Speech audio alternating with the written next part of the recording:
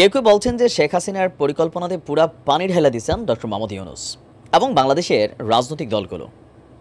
চিন্ময় কৃষ্ণা দাস এই ইস্যুকে কেন্দ্র করে ভারতের সাথে বাংলাদেশের যে একটা অস্বাভাবিক পরিস্থিতি তৈরি হয়েছিল, আস্তে আস্তে সেটা কাটতে শুরু করেছে। আবার জুলাই আগস্ট পরবর্তী যে সময়টা ছিল, ওই সময়ে একাট্টা হইয়া যারা শেখ হাসিনার পতন ঘটিয়েছিল তাদের মধ্যেই ক্ষমতাকে কেন্দ্র করে বিভিন্ন কারণে আমাদের সমন্বয়কদের মধ্যে কেউ কেউ বড় বড় পোস্টে গেছে, কেউ পদপদবি পায়নি। নানান ঝক্কি ঝামেলার কারণে এই শক্তিটা বিচ্ছিন্ন হয়ে গিয়েছিল।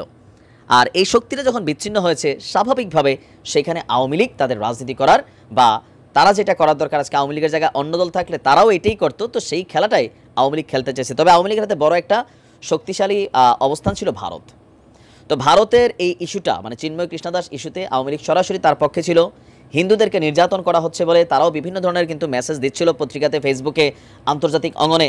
তো এইটা কিন্তু দেখেন যে যেই দলেই করি, কিন্তু বাংলাদেশের স্বার্থ নিয়ে যখন কোনো রকম ষড়যন্ত্র খেলা রচিত হবে, সেইখানে আমরা কখনোই রাজনৈতিক দলগুলোর সাপোর্টে যাওয়ার সুযোগ নাই বাংলাদেশের পক্ষে। যখন একটা দলের বিপরীতে একটা অভিযোগ আনা হয় সেটা এক জিনিস, কিন্তু যখন দেশের বিরুদ্ধে অভিযোগ আনা হয়, দেশের জনগণের বিরুদ্ধে আনা হয়, তখন সেটা কিন্তু আরেক জিনিস। তো আওয়ামী লীগ যেখানে আপনার এই হিন্দু এবং ইস্কন প্লাস চিন্ময় কৃষ্ণা এই তিনটি ইস্যুতে নতুন একটা খেলা কিন্তু আসলেই শুরু করেছিল, তবে সেই খেলাতে পুরো পানি ঢেলে দিয়েছেন ডক্টর মোহাম্মদ ইউনূস। গতকালকে বাংলাদেশের প্রত্যেকটা রাজনৈতিক দলকে নিয়ে তিনি একটা জাতীয় ঐক্য টাইপের টিম গঠন করেছেন। প্রত্যেকটা রাজনৈতিক দলকে ভারতের এই ইস্যুতে প্রপার প্রপাগান্ডা, মিথ্যাচার, বিভিন্ন ইস্যুতে তিনি কিন্তু একটা ঐক্য গড়ে ফেলেছেন। এরপরে আজকে তিনি যেটা করছেন সেটা আরেকটু ডাইমেনশন আমার কাছে মনে হয় যে এই ঘটনাটা আমাদের তৈরি করছে। বাংলাদেশের যারা কি বলা হয় যে আমাদের যারা ধর্মীয় সম্প্রদায়গুলো আছেন, তাদের যারা প্রধান আছেন বিভিন্ন ধর্মের, তাদেরকে আজকে ডক্টর ইউনূস ডেকেছেন এবং তাদের সাথেও আজকে তিনি একটা বৈঠক আয়োজন করেছেন। সেই বৈঠকে এখানে নানান বিষয় নিয়ে আলোচনা হয়েছে। তো আজকে এখানে হিন্দু, বৌদ্ধ, খ্রিস্টান যারাই আছেন, বিভিন্ন মাইনরিটি, বিভিন্ন তারা সবাই এসেছিলেন ডক্টর মোহাম্মদ ইউনূসের ডাকে, যে কিভাবে আসলে এই উদ্ভূত পরিস্থিতিকে মোকাবেলা করা যায় এবং বাংলাদেশকে অস্থিতিশীলতার হাত থেকে রক্ষা করা যায়, সাম্প্রদায়িক উস্কানির হাত থেকে রক্ষা করা যায়। তো এখানে যারা ধর্মীয় নেতারা আসছেন, আমি সবার মন্তব্য দেখছি, সবাই যথেষ্ট পজিটিভ বলেছেন। ইভেন বলছেন একটা সম্প্রীতির বন্ধন প্লাস একটা মেলা চান। আমার মনে হয় যেটা খারাপ না, আইডিয়াটা এই মুহূর্তে ভালো, যে হিন্দুদের মধ্যে যারা একদম বড় বড় লেভেলের মানুষ আছেন, সাধারণ জনগণ তো ভাই হিন্দু মুসলমানের মধ্যে আমরা কিন্তু পলিসি টলিসি বুঝি না। আমরা বুঝি ভাই ফেসবুকে একটা ভিডিও আসছে, কোনো কথা নাই, যাইয়া এখনই অ্যাকশন হবে, ইমান জাগাইতে হবে, এবার হিন্দুদের ইমান হোক আর মুসলমানের ইমান হোক। কিন্তু যারা ধর্মীয়ভাবে লিড করেন, এদের মধ্যে অনেক ভালো মানুষ আছে যারা বুঝের মানুষ, যে না এখন আসলে কি হচ্ছে দেশে, এই মুহূর্তে কী করা যায়। বা হিন্দুদের মধ্যে যারা পলিটিশিয়ান আছেন তারাও কিন্তু এই ইস্যুগুলোতে ওইভাবে কথা বলেন নাই, বা যারা ধর্মীয় নেতা আছেন বাংলাদেশে বিভিন্নভাবে, প্রত্যেকটা ধর্মেরই অনেক বড় বড় জ্ঞানী বুজুর্গ আছেন, পণ্ডিত আছেন, তো তারাও কিন্তু আসলে ওইভাবে মাঠে নামেন নাই। বাট রাইট নাও বাংলাদেশের স্বার্থে প্রত্যেকটা ধর্মীয় যারা দল আছেন বা গোষ্ঠী আছেন, তাদের নেতাদেরকে নিয়ে আজকে যে বৈঠক হয়েছে, সেই বৈঠকের দৃশ্য, সেই বৈঠকের ছবি, গতকালকে সারা বাংলাদেশের রাজনৈতিক যে ছবি আমরা দেখছি, এগুলো এই মুহূর্তে একটা পজিটিভ। তবে আওয়ামী লীগের জন্য অনেকটা নেগেটিভ অবস্থা ধরছে। ইভেন ডক্টর মোহাম্মদ ইউনূস একটা বক্তব্য দিয়েছেন যে তৎকালীন প্রেক্ষাপটে এমন ছিল যে একটা মারলে 4টা আসে, আর এখন 4টা মারলে 40টা দাঁড়াবে। ভয়ের কিছু নাই, জাতীয় ঐক্যে ফাটল ধরে নাই। ইভেন যে কোনো পরিস্থিতিকে মোকাবিলায় আমরা ঠান্ডা হয়ে যায়নি। তিনি কিন্তু কথাগুলো সোজা আওয়ামী লীগকে মেনশন করছেন যে এখানে আওয়ামী লীগ ওই সময় যে প্রেক্ষাপটটা দেখছিল, তো এখনকার প্রেক্ষাপট দেখে বিভিন্ন জাতি গোষ্ঠী দলাদলি, কলেজে কলেজে মারামারি, ছাত্রদের মধ্যে দৌড়াদৌড়ি, এরকম একটা ফাটল যেটা হয়েছে, এটা দেখে খুশি হওয়ার কিছু নাই। ডক্টর মোহাম্মদ ইউনূস সাহেব কর্তৃক জাতীয় ঐক্যমত সৃষ্টির লক্ষ্যে গতকালকে এবং আজকের বিশেষ একটি সভা অনুষ্ঠিত হয়েছে। গতকালকের সভায় বাংলাদেশের সকল রাজনৈতিক দল অংশগ্রহণ করেছে, অ্যাকসেপ্ট যাদেরকে আমরা আওয়ামী লীগের দোসর মনে করি এবং আওয়ামী লীগের প্রেতাত্মা মনে করি, তারা ব্যতীত সবাই মিলে ঐক্যবদ্ধভাবে সেই অনুষ্ঠানটিতে অংশগ্রহণ করেছে।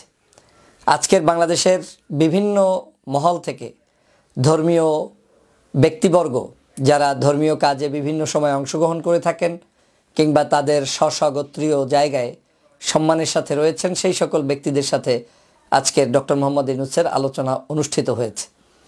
এই দুইটি আলোচনা থেকে স্পষ্ট যে বার্তাটি এসেছে সেটা হচ্ছে বাংলাদেশের ইস্যুতে আমরা সবাই এক।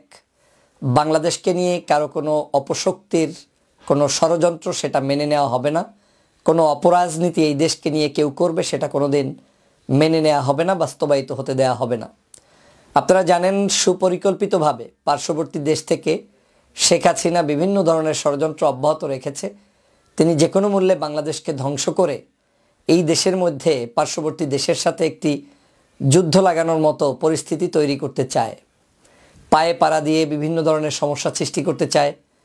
ওই দেশের সংবাদ মাধ্যমগুলোতে বিভিন্ন ধরনের মিথ্যা বক্তব্য সকাল সন্ধ্যা প্রচার করেই যাচ্ছে। এক বাক্যে মনে হচ্ছে যেন শেখ হাসিনার পতন হওয়া না যেন পার্শ্ববর্তী দেশের জন্য একটি চরম মাত্রার চট্টপাঘাত খাওয়া এটা হয়ে গিয়েছে। শেখ হাসিনার পতনে বাংলাদেশের জনগণ খুশি হলেও পার্শ্ববর্তী দেশের সেই জায়গার শাসক গোষ্ঠী খুশি হতে পারেনি। যদিও বাংলাদেশের জনগণের সাথে সকল পৃথিবীর রাষ্ট্রের জনগণের সাথে সম্পর্ক থাকবে স্বাভাবিক গতিতে, এবং সেটা হবে ন্যায্যতার ভিত্তিতে, সম্মানের ভিত্তিতে, একে অপরের প্রতি শ্রদ্ধাবোধের ভিত্তিতে। আমরা সেই সম্পর্কের জায়গায় অটল। আমাদের বাংলাদেশ মনে করে পার্শ্ববর্তী দেশসহ সমগ্র দেশের জনগণের সাথে আমাদের সম্পর্ক পূর্বে যেভাবে ছিল এখনও আছে, ভবিষ্যতেও থাকবে। কিন্তু আমরা কখনোই আমাদের দেশকে বিক্রি করে কারো স্বার্থ হাসিলের বিশেষ এজেন্ডা বাস্তবায়নের পদ্ধতি খুলে দিতে পারি না, কিংবা এই দেশটাকে ধ্বংস করে দিয়ে আমরা আমাদের স্বার্থ নিয়ে বসে থাকতে পারি না। আমি যে জিনিসটি দেখলাম যে বাংলাদেশের সর্বমহলে একটি বিষয়ে স্পষ্ট হয়েছে যে জাতীয় ঐক্য এর কোনো বিকল্প নেই।